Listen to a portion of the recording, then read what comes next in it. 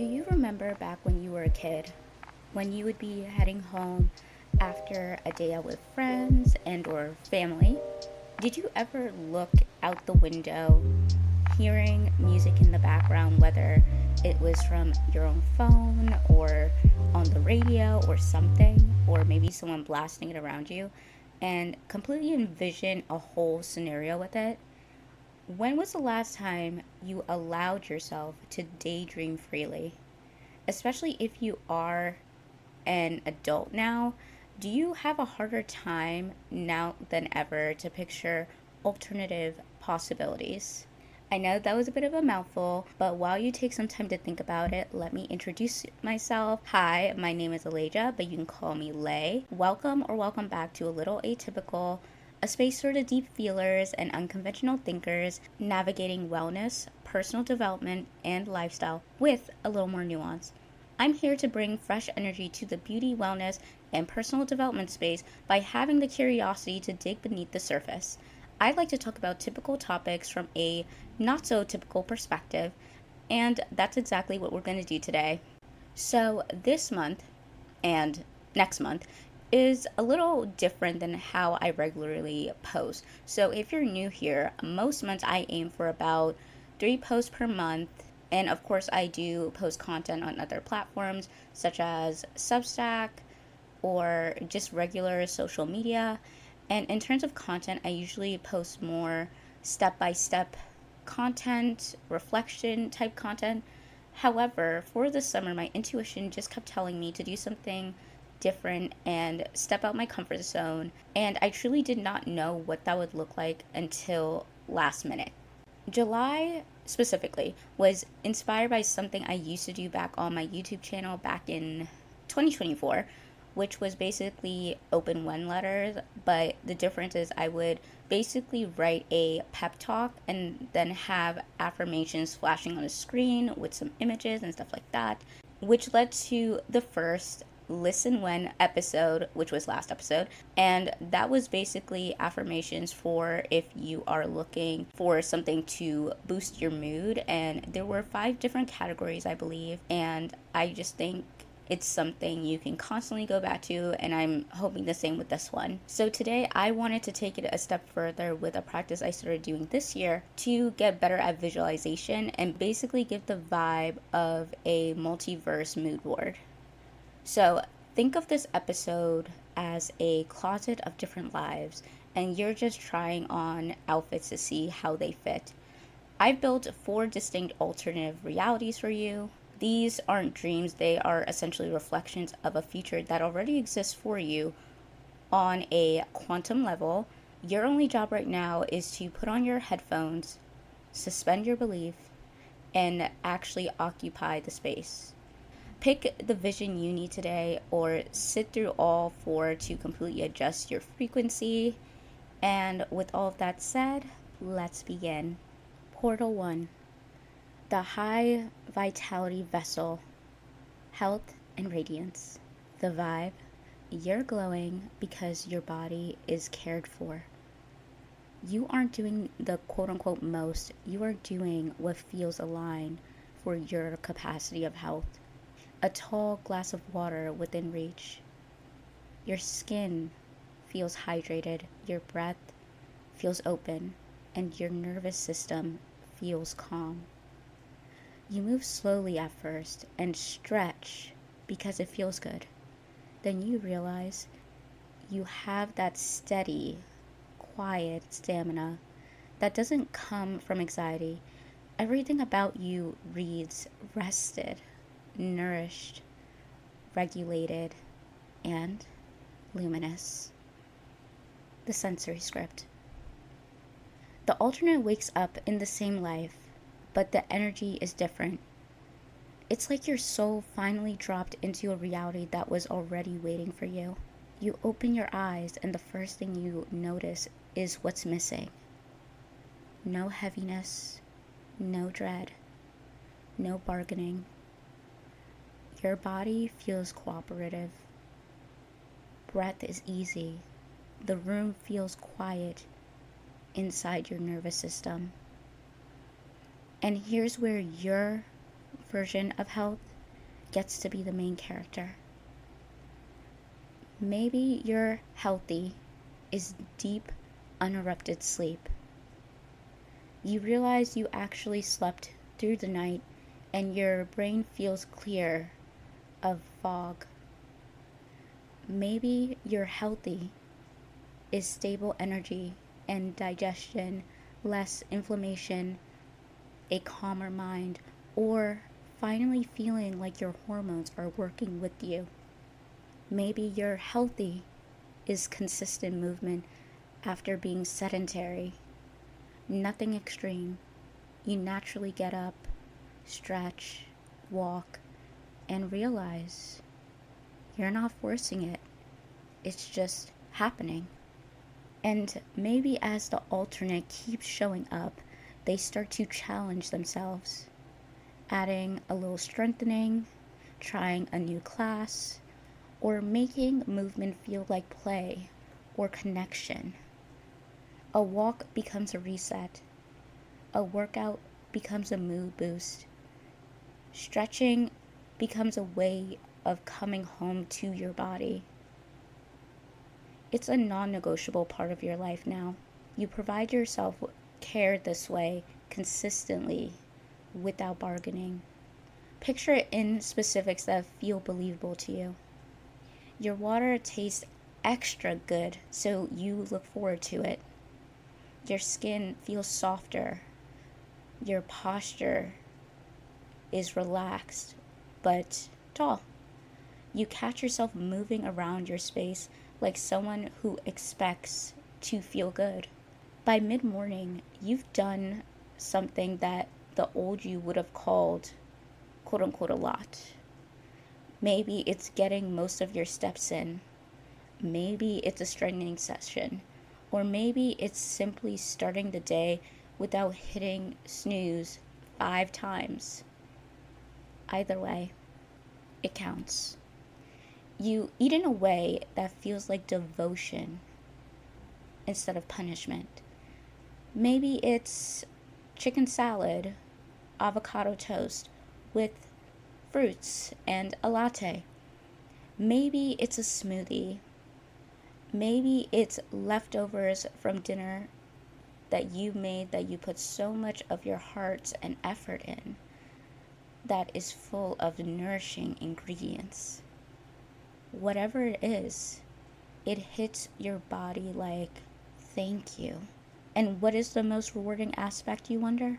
The alternate, rest without guilt. If you need a reset, you take it.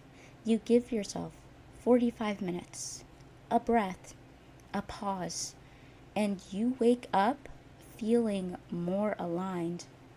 Rest is part of your health now, instead of fake evidence that you are quote unquote failing. The anchor. I live in a body that supports me. Yes, I do. It's easy for me to return to balance. Yes, it is. I am thankful to feel so nourished and alive. Yes, I am. Portal 2, the creative empire and overflow, career and finances. The vibe. You're focused because your work/effort feels supported, aligned, and or energizing. You are doing what feels right for your purpose and your financial longevity. Your space reflects laying the foundation for the life you know you are meant for. A clean desk, cozy lighting, your favorite drink within reach, your tabs organized, your brain feels uncluttered, and your ideas have room to breathe. You move through uploads, emails, schedules, and opportunities with a rhythm that feels calm instead of chaotic. Then you realize productivity doesn't have to come from panic anymore. Everything about your work reads purposeful, abundant, respected, and softly powerful. The sensory script. The alternate sits down to start the day, and the first thing they notice is there is no frantic rushing, no dread, no mental chaos. There's space, there's clarity, there's that calm, electric feeling of, I'm exactly where I'm supposed to be. You check your phone and see a notification. Maybe it's a deposit, a brand email, a client inquiry, someone asking for your rates, or a quote unquote, we'd love to work with you. Your body doesn't panic. It recognizes this amount of attention and abundance as familiar, safe, expected. This is where your version of overflow gets to be centered.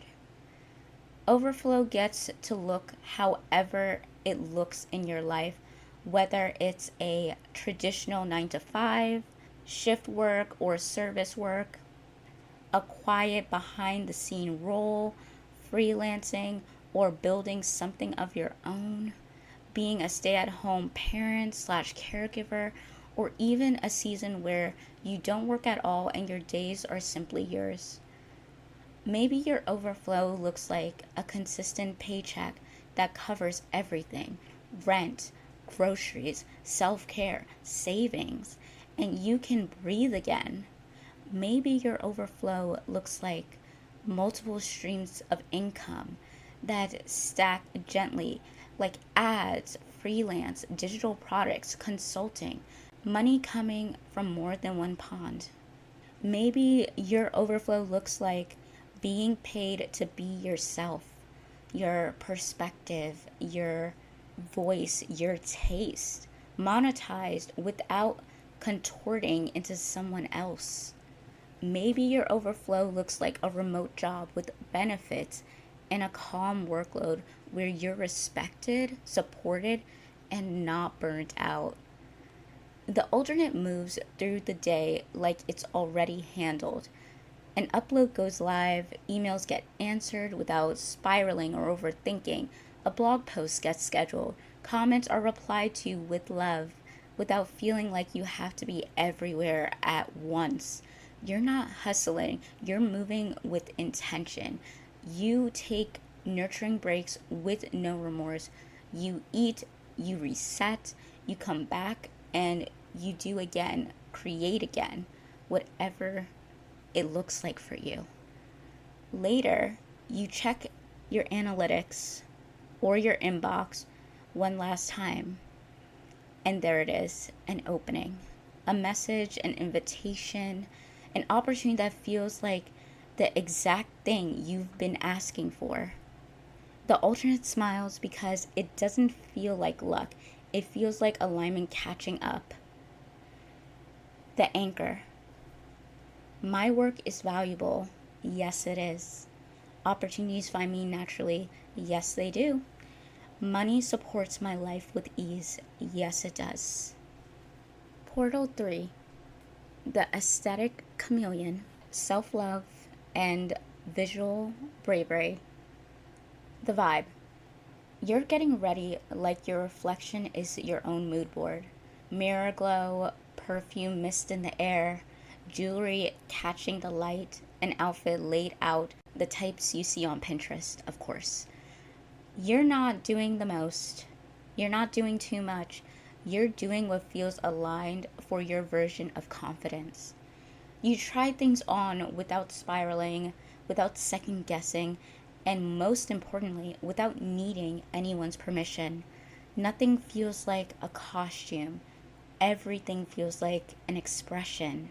You move through your space with calm, certainty, grounded, magnetic, and unbothered. Everything about you reads intentional, self trusting, ready to be seen, and completely safe in your own skin. The sensory script.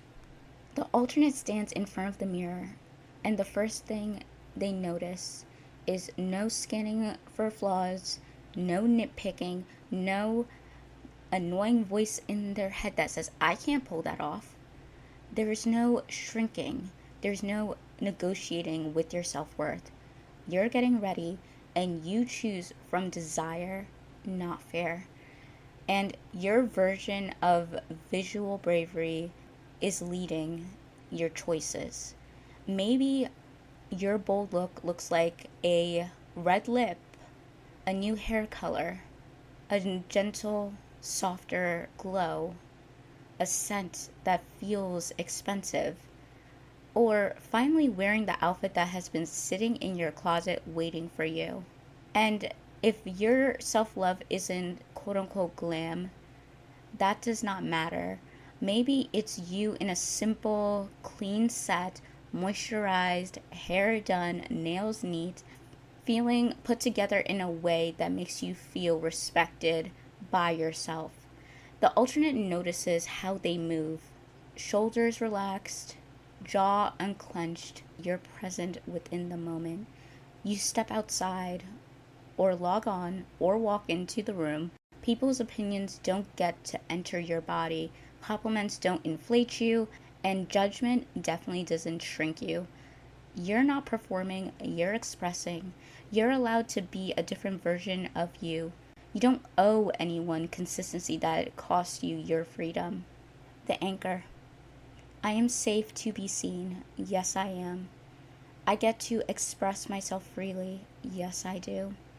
I am deeply loved and respected as I evolve. Yes, I am. Portal 4.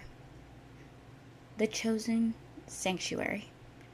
Grounded, safe connections. The vibe. You're surrounded by love that feels safe, steady, and easy to trust. You aren't over explaining, over performing, or minimizing yourself to keep your place in anyone's life. Warm lighting, dinner table laughter, sweet voice notes waiting for you, consistent texts that don't leave your nervous system guessing of when or where is the next time someone will acknowledge you. Your body feels unarmed, your heart feels met, and your connections feel at the purest level. Then you realize you can finally exhale all the way because the people around you choose you with care, clarity, and this gentleness that gives you the motivation and inspiration to reciprocate.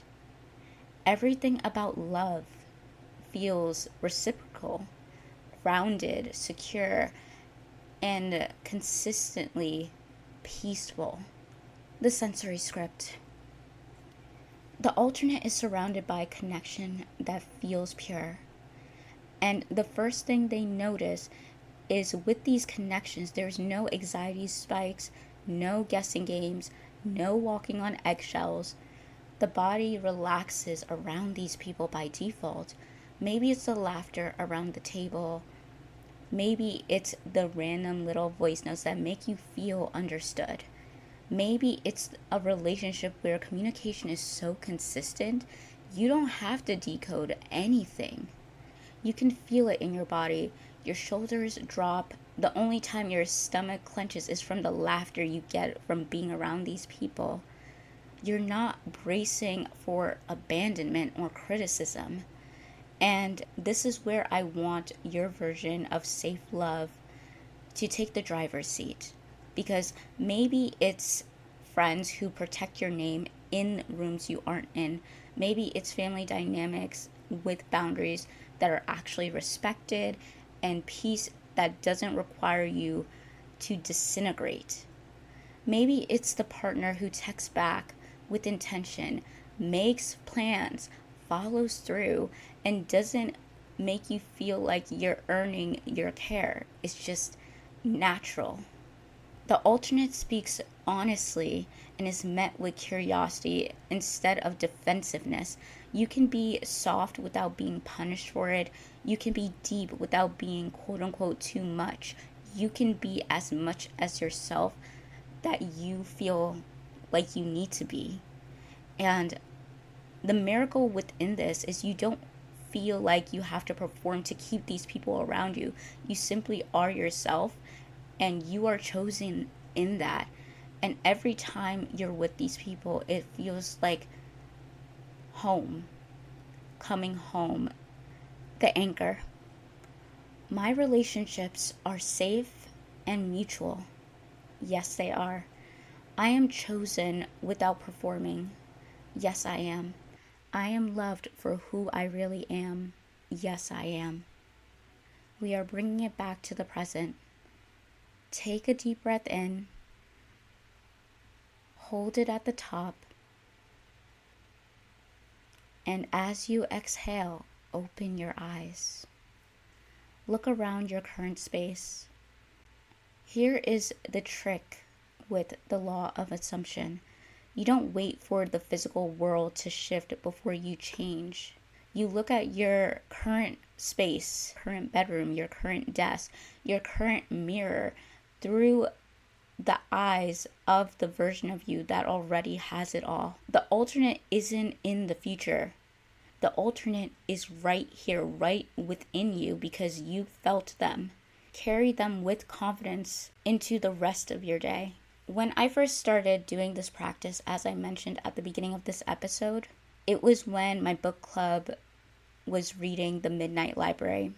And I'm not gonna lie, that was my second time picking up the book. The first time I tried to read it, I was kind of going through it, and certain parts hit me in a way that it was triggering me. So I read the full thing, but coming back to it a second time when I was out of that space made something so obvious that what you get from a book is completely dependent on the version of you that's reading it. So, like I was saying, during my first read, I was so hyper fixated on the main character, Nora. And honestly, I kept getting frustrated with her, not because her life was perfect, because clearly it wasn't, but because her potential was right there. And it was so obvious that it was frustrating. She had the brains for things like being a philosophy professor or a glacial scientist. She had athletic talent via swimming. She had musical talent as well and was really good at writing songs. She had all these lanes where when you're reading, it's like, okay, everything is there, the options are there, and she still hates her life. And I remember sitting with that tension because I was literally watching someone who can literally see all these qualities about themselves and still feel miserable, while I was over here, like in my real life, not even sure what my thing was beyond what I went to school for. I could not even access the bigger point of the story because I was so full blown in an identity crisis at the time, and that was the lens I was reading through. But the second time, I was finally able to shift my focus and actually be able to sit with what the book was trying to show.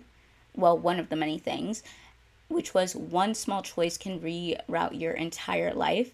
The quote unquote little choices theme was able to come to me so differently with essentially like how those small choices shape identity.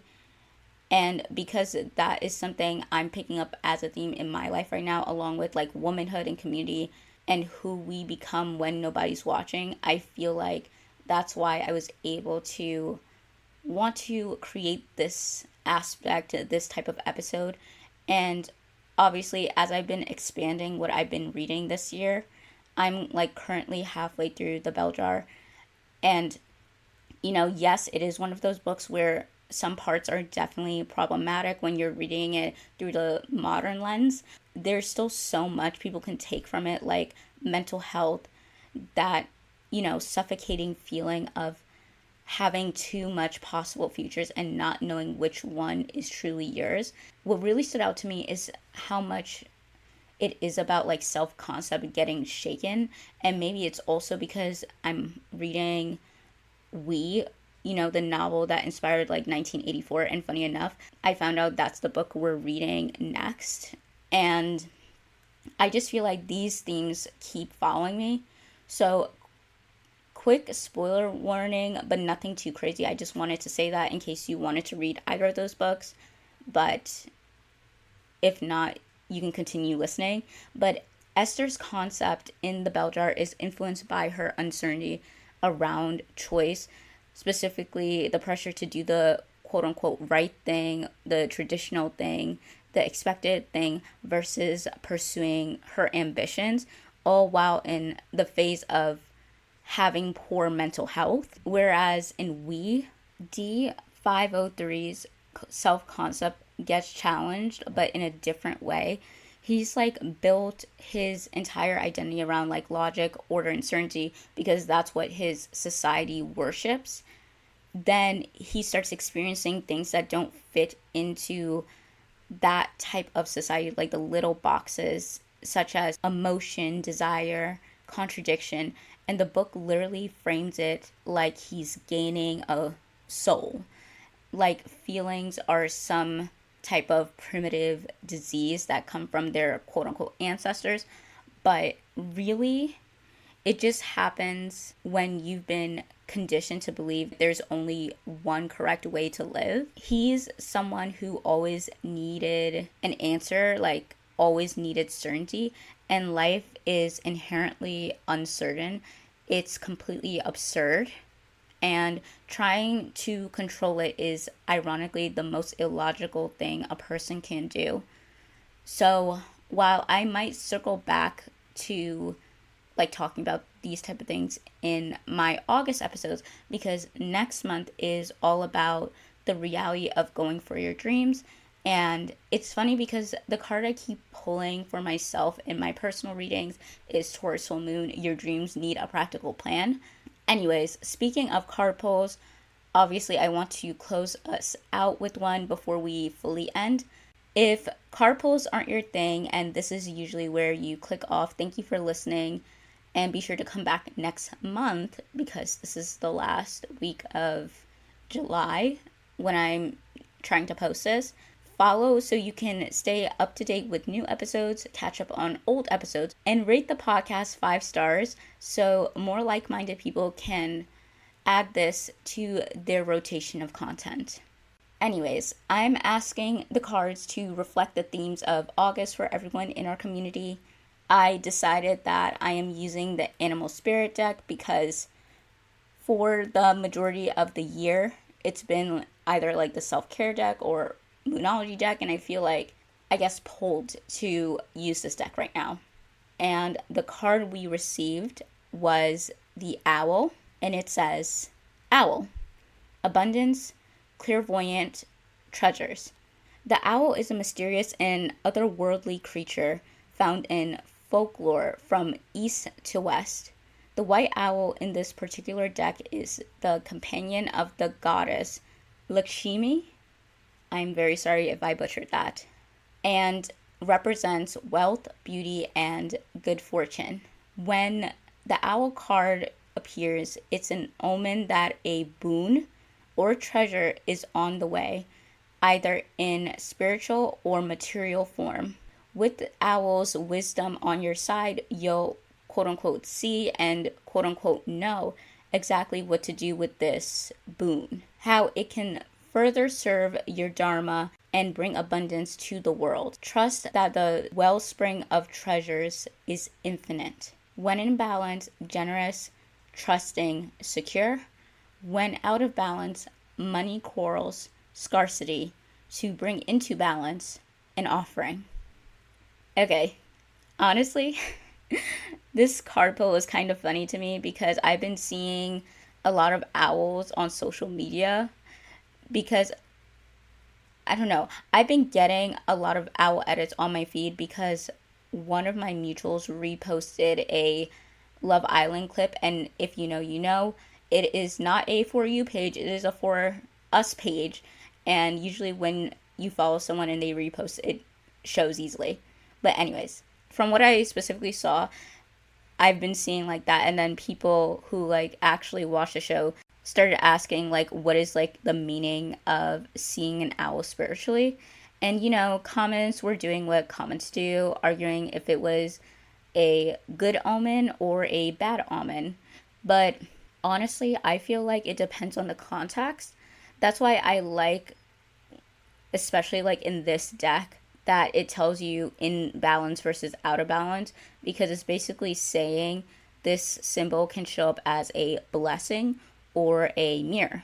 So for August specifically, I've been kind of feeling like answers are coming, clarity that you don't have to force. Because personally, June was a very disruptive month for me, literally a tower moment. And I don't even think it was just me because I was watching those same things show up for other people throughout Gemini season 2. For example, if you're a Cancer rising, it felt like some type of loss, a closing, or separation energy. And I am not even going to get into the details, but if you're close to me, you know what I mean. If you're a Scorpio rising, I predict it was more likely a disruption in your beliefs around like intimacy, trust, transformation, or just the stuff living in your subconscious that you thought you were done with. That's the kind of energy that has you searching for answers about situations and people, especially feelings you don't want to admit out loud. So, if it was about someone you've been lying to yourself about, you might have caught yourself doing things like watching stories, checking accounts, trying to stay connected any way possible while also being like, why am I acting like this? And sweetie, that is your self concept being challenged and your nervous system basically begging for some form of certainty, if that was you. If you're a Taurus rising, it could have showed up like as a disruptive emotional moment around money, self worth, or both. Something that forced you to look at what you actually believe you deserve. And if you're a Pisces rising, it may have hit closer to home. No pun intended, but about like family dynamics, family history, your living situation, or just the emotional weight of where you come from.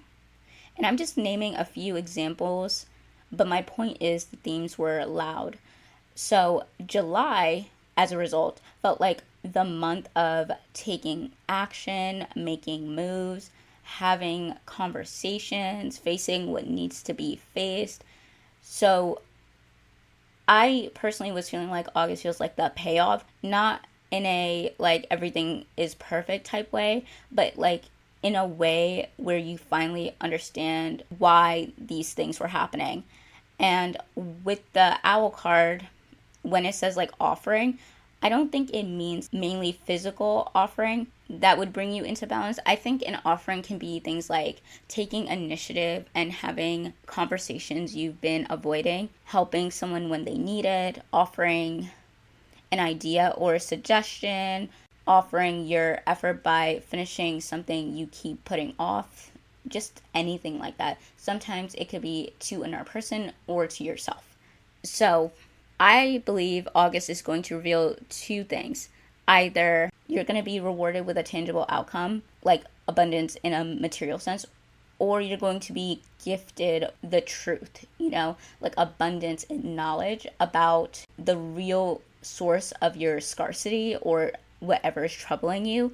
And that's what's going to help you move differently going forward. And that's all for today. I thank you so much for tuning into today's episode of A Little Atypical.